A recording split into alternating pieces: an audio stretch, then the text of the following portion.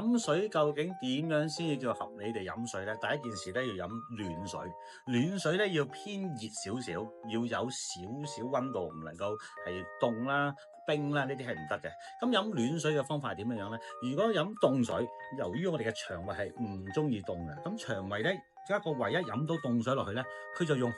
快嘅速度同你將佢逼走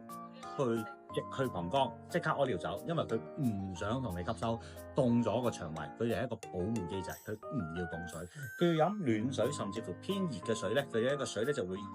慢慢喺通過腸胃咧流入去腎臟，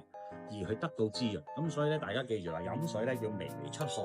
少少溫熱，飲啖水咧係要辣辣地口嘅，滴咁多，將個溫度咧同個體溫係高1到2度之間，咁樣飲嘅水咧，先至能夠同身體嘅津液完全配合，同我哋身體嘅血液溫度一致嘅話咧，好快就進成一個交換嘅過程。咁咧水分咧先至喺我哋身上咧可以流走全身，去到我哋嘅血液，加速一個循環，改善我哋嘅口渴，同埋將滋潤到我哋身體。大家記住呢件事。